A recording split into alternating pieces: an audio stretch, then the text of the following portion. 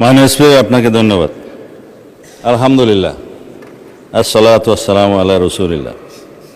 আবারও আলহামদুলিল্লাহ, অন্ততপক্ষে মাননীয় বিরোধী দল জামায়াত ইসলামী ব্যাংকের মালিকানা দাবি করেন নাই। আপনারা বলেছেন যে ন্যায় নীতির পথে ফেরত আসতে হবে। ওই ন্যায় নীতির পথে ফেরত আসার জন্যই বাংলাদেশ ব্যাংক ব্যবস্থা গ্রহণ করবে। মাননীয় স্পিকার,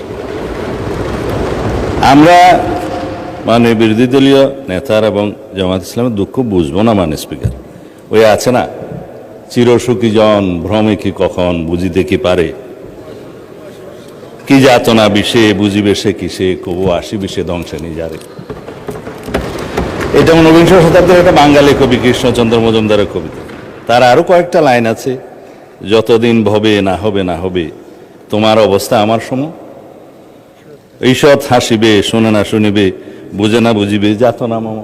আমাদের এখানে কবি বেশি আছে মানুষ। তো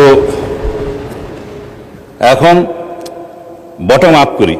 মাননীয় বিরোধী দলীয় উপনেতা বলেছেন যে শেয়ারগুলো ডাকাতি করে কিনে নেওয়া হয়েছে। ইবনে সিনার 2% শেয়ার ছিল। মাননীয় স্পিকার, ব্লক মার্কেটে 3 গুণ দামে তারা শেয়ার বিক্রি করেছে। এটা তো রেকর্ড। পাবলিকলি লিস্টেড কোম্পানির শেয়ার ব্লক মার্কেটে 3 গুণ দামে বিক্রি করা হয়েছে। এছাড়া বর্তমান শেয়ার হোল্ডিং স্ট্যাটাস অনুসারে এখানে মাননীয় অর্থমন্ত্রী এখানে আছে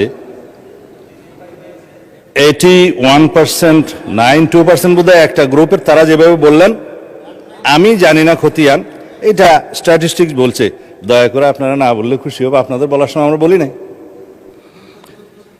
আর শেয়ার হোল্ডিংয়ের যারা মালিক, তাদের কাছে মাননীয় বিরোধী দলের নেতা নোটিশেই বলেছেন, দেশের অর্থনীতি, ব্যাংকিং খাতের স্থিতিশীলতা এবং কোটি কোটি গ্রাহকের স্বার্থ রক্ষার লক্ষ্যে ইসলামী ব্যাংক বাংলাদেশের শেয়ারসমূহ বৈধ ও প্রকৃত মালিকদের নিকট প্রত্যার্পণের জন্য প্রয়োজনীয় ব্যবস্থা গ্রহণ করা হোক। সেই বৈধ এবং প্রকৃত শেয়ার হোল্ডারদের কাছে এই মালিকানা ফেরত দেওয়ার যথাযথ ব্যবস্থা গ্রহণ করা হবে। মাননীয় স্পিকার, এখন কারা কত % শেয়ারের মালিক সেদিনও বক্তৃতায় বলেছিলেন প্রকাশ করা হোক। মাননীয় অর্থমন্ত্রীকে অনুরোধ করেছি, বাংলাদেশ ব্যাংকের গভর্নরের কাছে অনুরোধ করে জাতির সামনে প্রকাশ করা হোক। শেয়ার হোল্ডাররা তারা কিভাবে খরিদ করেছে, দ্যাট ইজ ডিফারেন্ট ডিবেট। সেটা দুদকের তদন্ত হতে পারে, মামলা হতে পারে, but share holder is share holder. Publicly listed কোম্পানির মধ্যে সেটা আলাদা ডিবেট এবং আলাদা তদন্ত হতে পারে।